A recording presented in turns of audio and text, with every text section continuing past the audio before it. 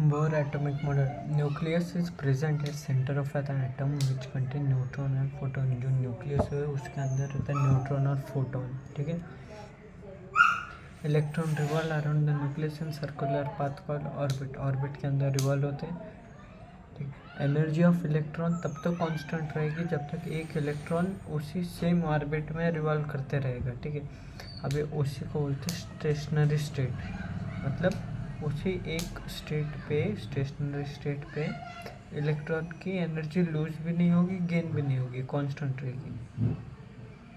फिर इलेक्ट्रॉन सिर्फ उसी ऑर्बिट में घूम सकता है जिसका मतलब angular momentum MVR is integral multiple of h/2π. मतलब MVR इक्वल टू NH/2π, जिसका ये मतलब जिस ऑर्बिट का एंगुलर मोमेंटम NH/2π आएगा तो फिर वो उसी ऑर्बिट में इलेक्ट्रॉन घूम सकता है. फिर जब इलेक्ट्रॉन लोअर एनर्जी लेवल से हायर एनर्जी लेवल में जाता है तो एनर्जी एब्जॉर्ब करता है. हायर एनर्जी लेवल से लोअर एनर्जी लेवल आता है तो एनर्जी इमिट करता है. और फिर एनर्जी जो एब्जॉर्ब करता है, इमिट करता है, वो प्लैंक्स क्वांटम थ्योरी के अकॉर्डिंग रहता है. ठीक है. फिर रेडियस ऑफ nth ऑर्बिट. अभी अगर nth ऑर्बिट निकालना है तो उसका फॉर्मूला है 0.529 इंटू n² आर्मस्ट्रॉन्ग यूनिट. ठीक है. फिर अगर रेडियस का है 0.529 इंटू n² आर्मस्ट्रॉन्ग यूनिट. फिर टोटल एनर्जी का फॉर्मूला है -kZe²/2r. पोटेंशियल एनर्जी है -kZe²/r और काइनेटिक एनर्जी है kZe²/2r. फिर एनर्जी का फॉर्मूला है -13.6 इंटू Z²/n² इलेक्ट्रॉन वोल्ट पर एटम. ठीक है. फिर कभी कभी अपने को जूल में आंसर दिया होगा तो फिर वहाँ पे यूज़ करने का 1.602 इंटू 10⁻19 कूलम. ठीक है.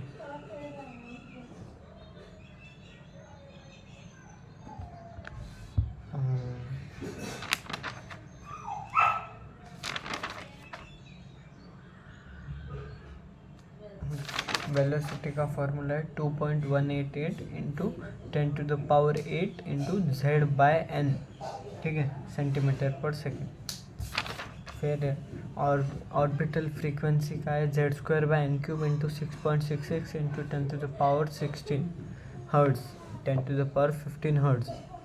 और जो टाइम पीरियड है उसका है n³/z² इंटू 1.5 इंटू 10⁻16 सेकेंड. अभी जो एक्साइटेड स्टेट रहता है, एक्साइटेड स्टेट मतलब ग्राउंड लेवल, मतलब जो अपने को समझो अगर n की वैल्यू 1 दी है तो फिर 1 + 1 ऐसे excited state equal to nth orbit + 1. फिर रीडबर्ग इक्वेशन है 1/λ equal to rz² into 1/n1² minus 1/n2². जो n1 है वो ग्राउंड लेवल है और n2 कहाँ से आ रहा है, कौन से ऑर्बिट से आ रहा है, वो वाला है. ठीक है. फिर r एक है जो रीडबर्ग कांस्टेंट है जिसका वैल्यू है 109768. ठीक है.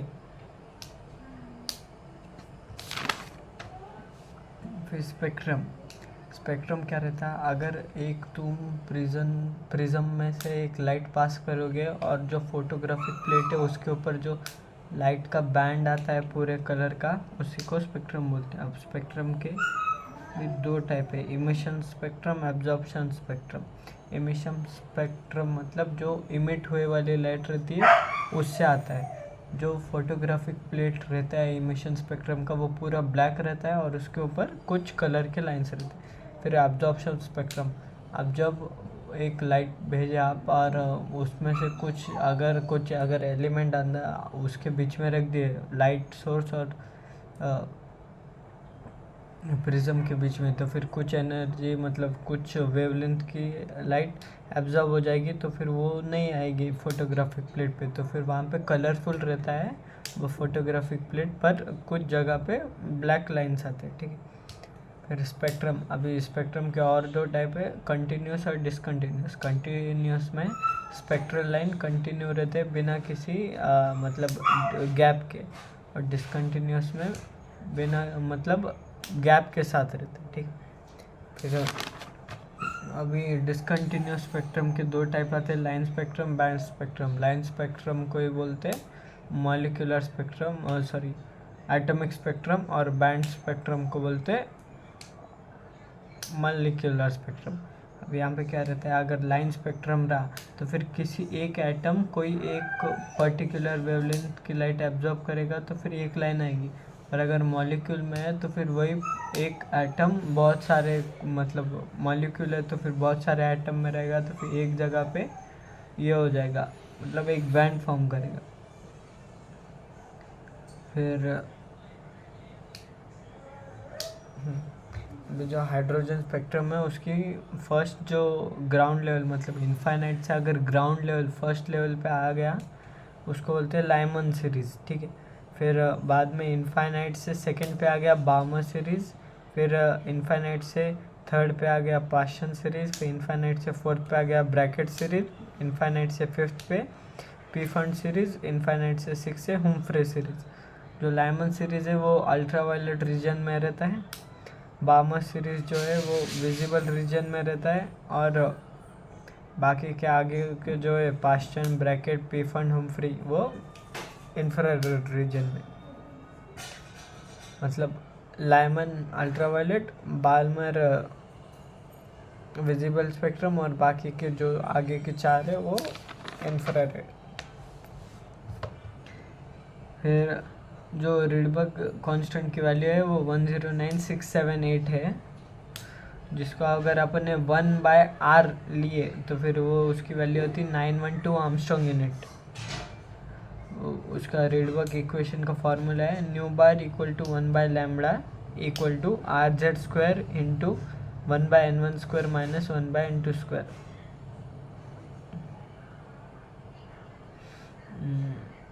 The hydrogen emission spectrum comprise radiation of discrete frequency आता है आंसर, ठीक है। फिर अगर अपने को फर्स्ट लाइन ऑफ सीरीज पूछा तो फिर फॉर्मूला आएगा 1/λ first equal to R into n1² minus 1/n1+1 का होल स्क्वायर, ठीक है। मतलब फर्स्ट लाइन मतलब n1+1। अब अगर लिमिट पूछा गया तो फिर लिमिट रहते हैं इन्फानाइट, तो फिर अपन लिखते हैं R/n1², मतलब 1/λ limit equal to R/n1²। 1/r equal to 1/109678 equal to 912 Armstrong unit.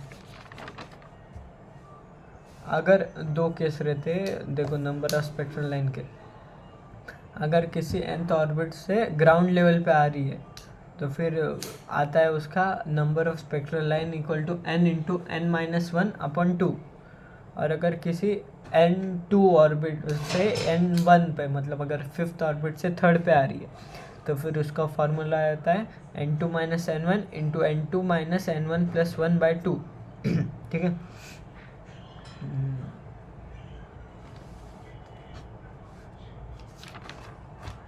Ionization energy. अब आयनाइजेशन एनर्जी मतलब एनर्जी रिक्वायर्ड है कि ग्राउंड लेवल से अपर हायर लेवल में भेजने के लिए, तो फिर उसका फॉर्मूला आता है E2 माइनस E1, जिसको सॉल्व करने पे आता है 13.6 इंटू Z²/n² इलेक्ट्रॉन वोल्ट पर एटम। फिर limitation of Bohr model, limitation है वो सिर्फ हाइड्रोजन लाइक स्पीसीज पे ही काम करता है, सिंगल इलेक्ट्रॉन सिस्टम पे। फिर एक्सप्लेन नहीं कर सका Y MBR equal to NH/2π। फिर कांट एक्सप्लेन फाइन स्पेक्ट्रम, फिर can't explain Heisenberg's uncertainty principle, और can't explain Zeeman effect and Stark effect. अब ज़ीमैन इफेक्ट है splitting of spectral line in presence of magnetic field, और Stark effect है splitting of spectral line in presence of electric current. फिर de Broglie, अब जो de Broglie है उसने बताया कि लाइट के जो इलेक्ट्रॉन का पार्टिकल है, इलेक्ट्रॉन है वो ना मतलब ड्यूअल नेचर शो करता है। पहले तो एक वेव नेचर और पार्टिकल नेचर, ठीक है। फिर उसने इक्वेशन बनाई E equal to h C by lambda, ठीक है, sorry lambda equal to H by M v, ठीक है, एम न्यू कैसे, ठीक है, lambda equal to H by M nu, kinetic energy equal to half m v square. अगर अपन उसको काइनेटिक एनर्जी के फॉर्म में लिखे तो lambda equal to H by root of 2m K ई, या फिर और चार्ज ऑफ पार्टिकल में लिखे lambda equal to H by root of 2m Q V. अगर इलेक्ट्रॉन के लिए फाइंड किया लैम्बडा तो फिर lambda for electron equal to 12.27 upon root V Armstrong unit. For proton मतलब lambda for proton equal to 0.286 upon root V Armstrong unit. For alpha particle lambda alpha particle equal to 0.101 upon root V Armstrong unit, मतलब root nu. Electron का है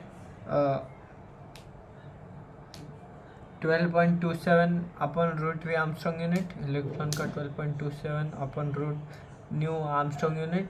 फिर proton का है 0.286 upon root V Armstrong unit, और alpha particle का है 0.101 upon root V Armstrong unit.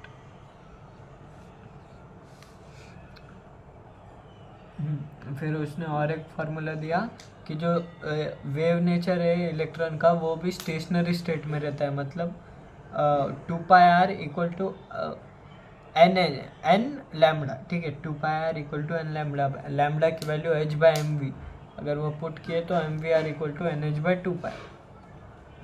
फिर जो डी ब्रोगलीस कॉन्सेप्ट है उसका एक्सेप्शन है applicable only for microscopic particle like electron. ये सिर्फ माइक्रोस्कोपिक पार्टिकल पे ही अप्लाई होता है।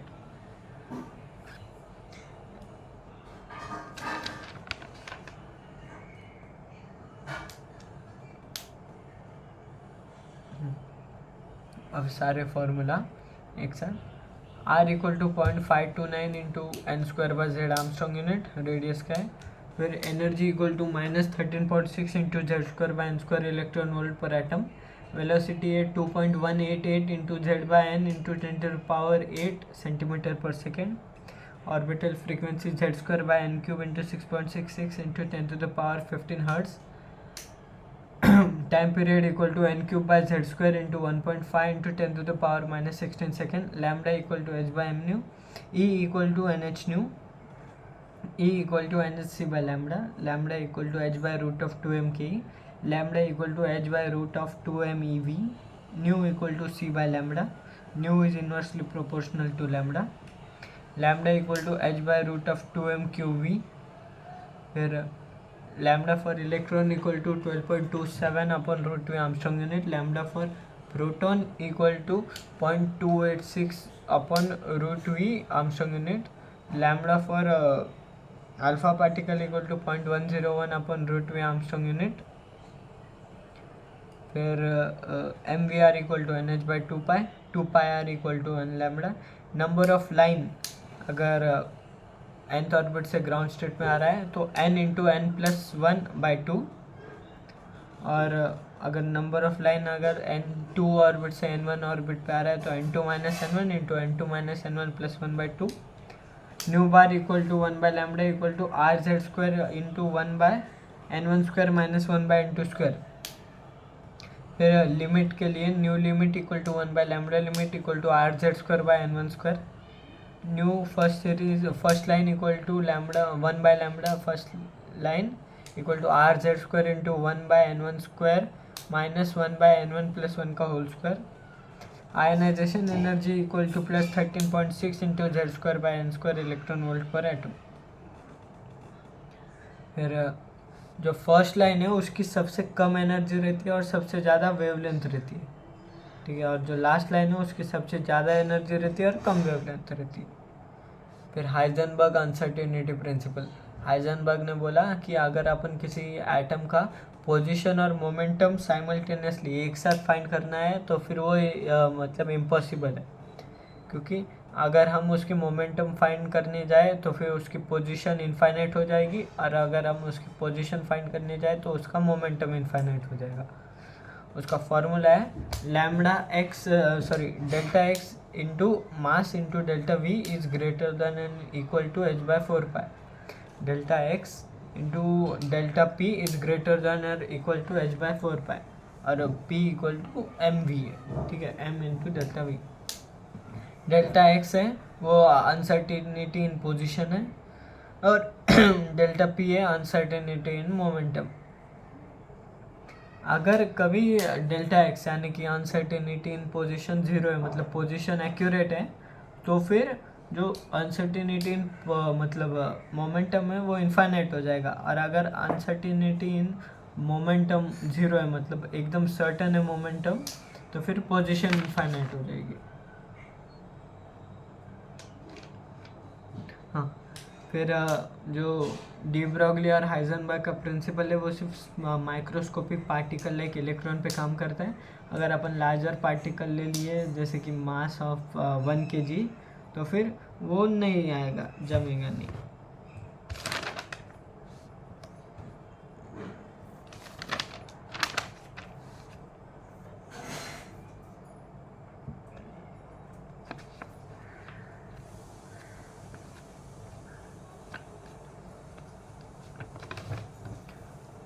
अब ये क्वांटम नंबर, 4 क्वांटम नंबर है, principal quantum number, azimuthal quantum number, magnetic quantum number और स्पिन क्वांटम नंबर। अब जो प्रिंसिपल क्वांटम नंबर दिया है वो दिया है बोहर ने, एजिमुथल क्वांटम नंबर दिया है सोमरफेल्ड ने to explain fine spectrum, magnetic quantum number दिया है लैंड ने और टू एक्सप्लेन ज़ीमैन इफेक्ट, और स्पिन क्वांटम नंबर दिया है गोल्डस्मिथ और उल्लेनबेक ने, ठीक है। फिर प्रिंसिपल क्वांटम नंबर के सिग्निफिकेंस है as N increase size of atom increase, as N increase energy of electron increase and N increase energy difference decrease, और as N increase velocity increase. फिर maximum number of electron in shell, एक shell में मतलब एक shell बनने वाला रहता है बहुत सारे ऑर्बिट से, तो फिर maximum number of electron in shell आता है 2n²। फिर number of orbital in shell आता है n², मतलब हर एक ऑर्बिटल में 2 इलेक्ट्रॉन आता है, इसलिए मैक्सिमम नंबर 2n² है और नंबर ऑफ ऑर्बिटल n²। फिर number of electron wave in shell n और number of subshell in shell n, ठीक है।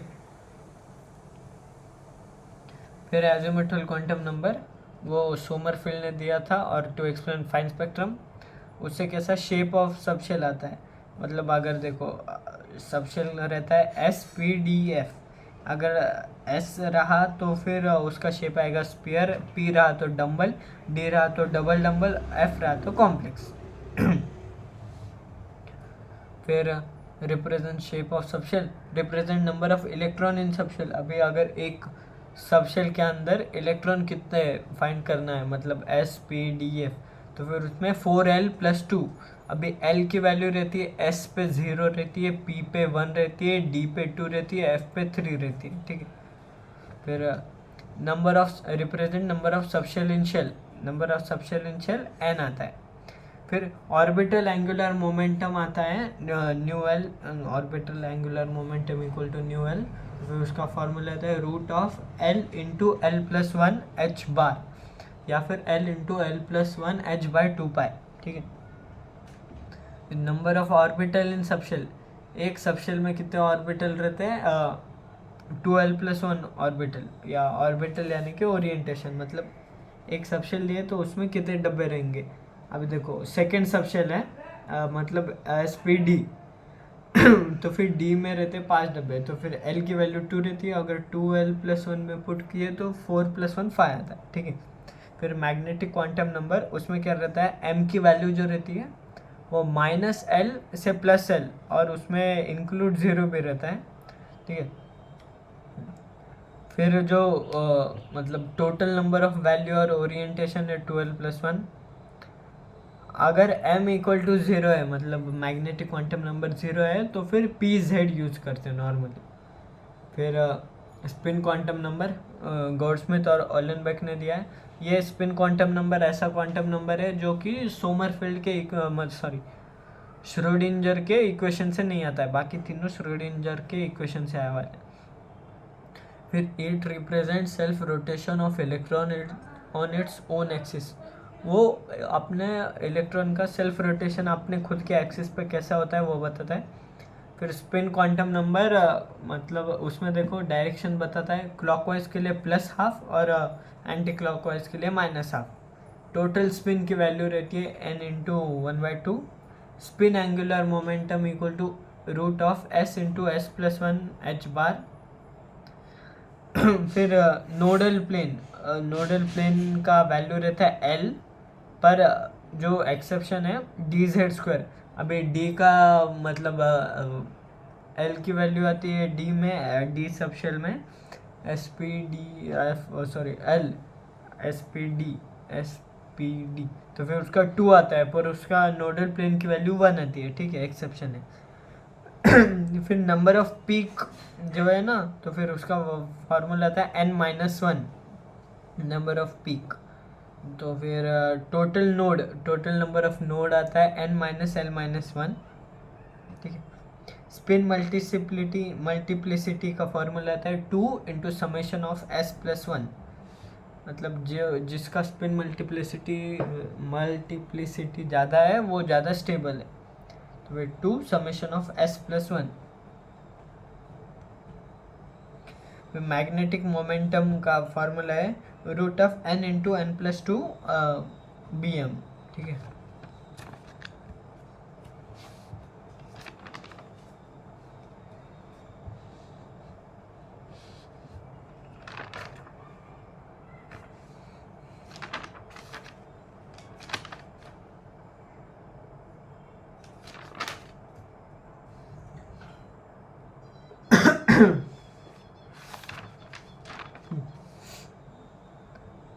फिर अभी ये 3 प्रिंसिपल है, वो एक ऑफबॉ प्रिंसिपल। अभी ऑफबॉ प्रिंसिपल में क्या है, एनर्जी ऑफ ऑर्बिटल का फार्मूला है n+l, ठीक है।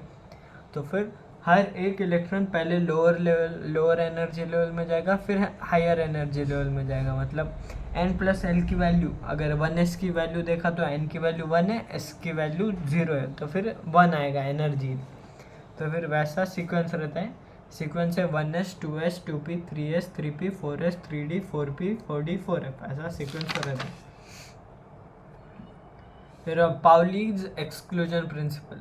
अब जो पाउली का प्रिंसिपल है उसमें बताया कि हर मतलब एक ऑर्बिटल में किसी भी 2 इलेक्ट्रॉन का एकदम चारों वैल्यू सेम नहीं रह सकती। अगर एक ऑर्बिटल लिया उसमें जो भी मतलब देखो अभी उसका प्रिंसिपल क्वांटम नंबर सेम आएगा, एजिमुथल क्वांटम नंबर सेम आएगा, मैग्नेटिक क्वांटम नंबर सेम आएगा, पर स्पिन नहीं आएगा। मतलब उसमें जो स्पिन क्वांटम नंबर है वो नहीं आएगा क्योंकि डायरेक्शन रिवर्स रहती है, ठीक है। फिर हुन्स रूल, मतलब हुन्स रूल क्या बताता है, जब तक देखो अगर मतलब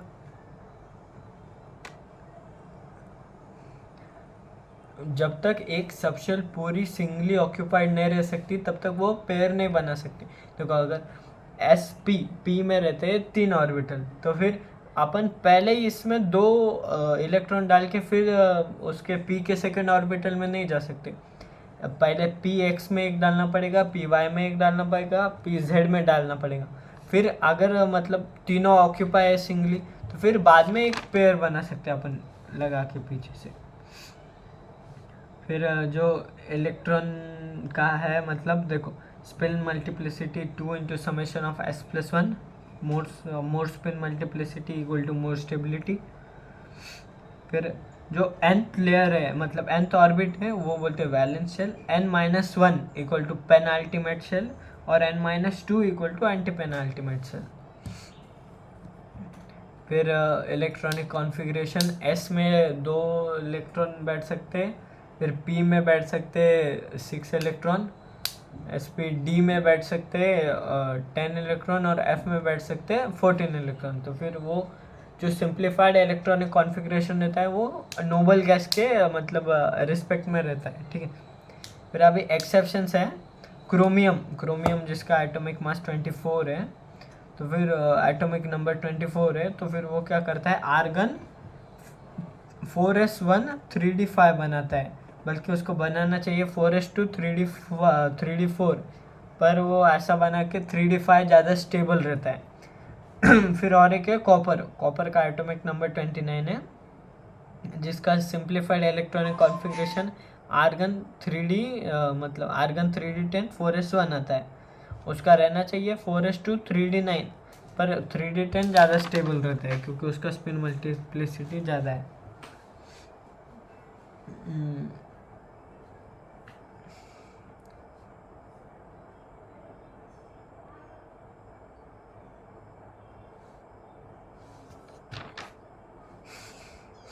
अभी जो सब्सटेंस रहता है डायामैग्नेटिक या फिर पैरामैग्नेटिक। अब जब डायामैग्नेटिक मतलब जब उसके सारे ऑर्बिटल फिल हो, कम्प्लीटली फिल हो, ठीक है, जैसे कि नोबल गैस में रहता है। और जो पैरामैग्नेटिक है, नोबल गैस और फिर कुछ आयन में से इलेक्ट्रॉन निकाले तो, और इलेक्ट्रॉन निकाले या ऐड किया। और पैरामैग्नेटिक मतलब जिसका ऑर्बिटल पूरे ऑक्यूपाइड नहीं है, ठीक है। फिर स्पिन ओनली मैग्नेटिक मोमेंट, मतलब मैग्नेटिक मोमेंट का फॉर्मूला है nu equal to root of N into N plus two B M. B M का फॉर्म मतलब फुल फॉर्म है बोर मैग्नेटन। जो एन है उसमें वो एन जो प्रिंसिपल क्वांटम नहीं है, नंबर ऑफ अनपेयर्ड इलेक्ट्रॉन है, ठीक है। मैग्नेटिक मोमेंट का फॉर्मूला क्या है, nu equal to root of N into N plus two Bohr magneton.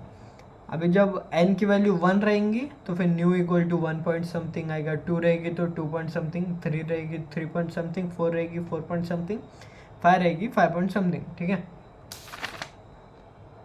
अभी फोटो इलेक्ट्रिक इफेक्ट, उसमें क्या रहता है, phenomena of emission of electron from metal surface when light of suitable frequency strike on it is known as photoelectric effect। जो photo electric effect क्या रहता है, तो मेटल सरफेस पे जो सबसे ऊपर वाला जो इलेक्ट्रॉन है, तो फिर उसका रिमूवल कब, जब एक सुटेबल फ्रीक्वेंसी की लाइट उसके ऊपर पड़ेगी तो वो इलेक्ट्रॉन उस ऑर्बिटल से मूव हो जाएगा, मतलब हायर ऑर्बिट पे जाएगा। तो फिर उस इलेक्ट्रॉन को बोलते हैं फोटो इलेक्ट्रॉन और उस इफेक्ट को बोलते हैं फोटो इलेक्ट्रिक इफेक्ट। फिर एटम की साइज जितनी बड़ी रहेगी उतना इलेक्ट्रॉन मूव मतलब रिमूव करना इजी रहेगा, ठीक है। फिर जो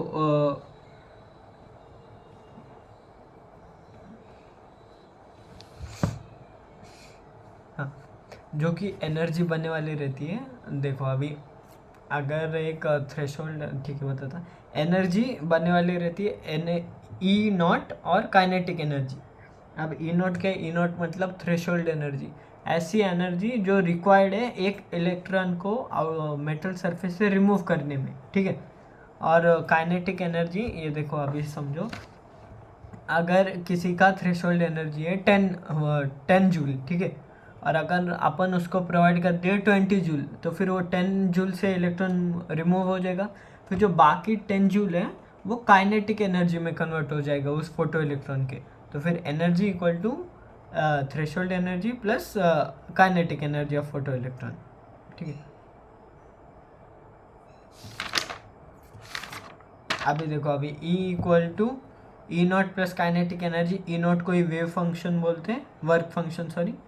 अभी अगर ई नॉट है तो फिर ई को अपन एच सी बाय लैम्डा या फिर एच न्यू लिख सकते हैं। तो फिर अगर अपन एच न्यू लिखे तो फिर वो आता है H nu equal to H nu naught plus kinetic energy, ठीक है। ऐसा अपन लैम्डा के भी साथ कर सकते हैं। फिर अगर वेलोसिटी ऑफ फोटो इलेक्ट्रॉन निकालना है, अभी अपने पास फॉर्मूला है E equal to E naught plus kinetic energy. अगर काइनेटिक एनर्जी निकालना है तो E माइनस ई नॉट आएगा, ठीक है। फिर अगर वेलोसिटी निकालना है तो काइनेटिक एनर्जी को अपन हाफ mv² लिखते हैं। तो फिर उसमें ऐसे पुट करके आंसर आता है root of 2 E minus E naught upon M, ये अपन डिराइव कर सकते हैं। अभी जो मतलब कंडीशन है, अगर जो न्यू है मतलब जो भी अपना फ्रीक्वेंसी है, अगर वो थ्रेशोल्ड फ्रीक्वेंसी से कम रहा तो इलेक्ट्रॉन इमिट होगा, बिल्कुल नहीं। अगर वो इक्वल रहा, न्यू नॉट और न्यू इक्वल रहा, तो फिर इलेक्ट्रॉन इमिट तो होगा पर काइनेटिक एनर्जी जीरो रहेगी उसमें। और अगर न्यू नॉट से ज़्यादा है तो फिर इमिट भी होगा और काइनेटिक एनर्जी के साथ इमिट होगा। फिर law of photo electric effect, उसमें क्या रहता है, अगर लाइट की इंटेंसिटी बढ़ा दी, मतलब अगर वो ज़्यादा जगह पे लाइट गिर रही है तो फिर उसका रेट ऑफ इमिशन बढ़ रहा है, मतलब वो डायरेक्टली प्रोपोर्शनल है, उसका ग्राफ आता है डायरेक्ट सीधा। फिर intensity is directly proportional to rate of emission. फिर kinetic energy is directly proportional to nu, जो काइनेटिक एनर्जी है वो और मतलब फ्रीक्वेंसी वो डायरेक्टली प्रोपोर्शनल है, पर उसका ग्राफ सीधा नहीं आएगा डायरेक्ट ओरिजिन से। क्या अभी न्यू नॉट मतलब थ्रेशोल्ड वाले इससे अगर जब एनर्जी फ्रीक्वेंसी है, जब वो थ्रेशोल्ड फ्रीक्वेंसी से ज़्यादा आएगी तब भी वो इमिट करेगा, तो फिर वो ज़रा आगे आएगा ग्राफ, मतलब न्यू नॉट से आएगा, मतलब एक ऐसा ग्राफ है तो फिर उसके आगे से आएगा, ओरिजिन से नहीं आएगा। फिर काइनेटिक एनर्जी और मतलब जो इंटेंसिटी है वो बिल्कुल उनका रिलेशन नहीं है, वो स्ट्रेट आएगा, मतलब कैसा है, अगर अपन इंटेंसिटी बढ़ाए तो इमिशन का रेट बढ़ेगा, पर काइनेटिक एनर्जी को उसका कुछ फ़र्क नहीं पड़ेगा। फिर स्टॉपिंग पोटेंशियल मतलब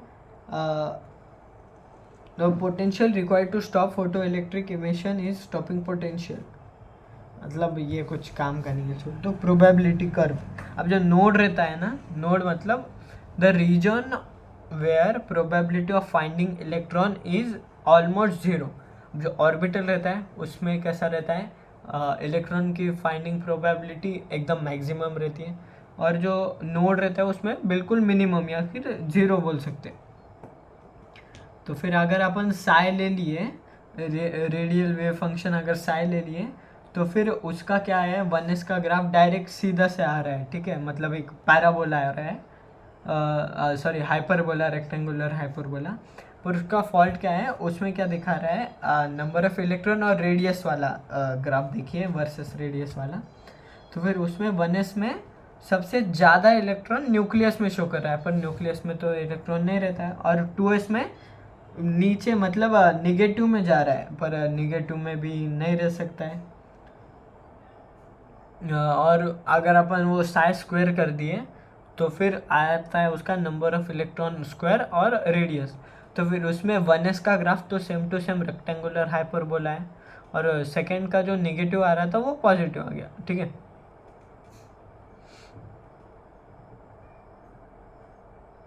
फिर क्या किए,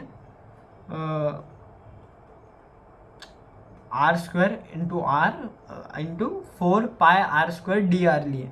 तो फिर उसमें मतलब ये ठीक है छोड़ दो। रेडियल नोड क्या है, region between two orbital where probability of finding electron is almost zero. Radial node मतलब ऐसा दो ऑर्बिटल, देखो अगर अपन ग्राफ निकालें तो फिर दो ऐसे पहाड़ जैसे आएंगे, स्लोप आएंगे, तो फिर उन दोनों के बीच का ऐसा जगह जो कि मतलब एक्स एक्सिस पे लाई करता हो, जहाँ पे इलेक्ट्रॉन की प्रोबेबिलिटी सबसे कम है, ठीक है, तो फिर उसको बोलते हैं radial node. Number of radial node का फॉर्मूला है n-l-1, ठीक है। फिर नंबर ऑफ पीक का फॉर्मूला भी अलग अलग रहता है, देखो s ऑर्बिटल में n रैंक, p ऑर्बिटल में n-1, d ऑर्बिटल में n-2, f ऑर्बिटल में n-3। Number of peak equal to maxima, ठीक है उसका। फिर एंगुलर नोड और नोडल प्लेन, ठीक है। अब ये एंगुलर नोड और नोडल प्लेन का फॉर्मूला है l, पर डी जेड स्क्वायर में d का l की वैल्यू 2 आती है, पर डी जेड स्क्वायर का मतलब वैल्यू, उसका मतलब एंगुलर नोड आता है 1, ठीक है, ये ध्यान रखो। एंगुलर नोड और nodal plane, node within the orbital is nodal plane, number of nodal plane equal to l, ठीक है। Total number of node n-1 आएगा, total spin equal to n into half आएगा। उसमें n की value क्या है, n मतलब number of unpaired electron, ठीक है। हो गया, इतना ही था।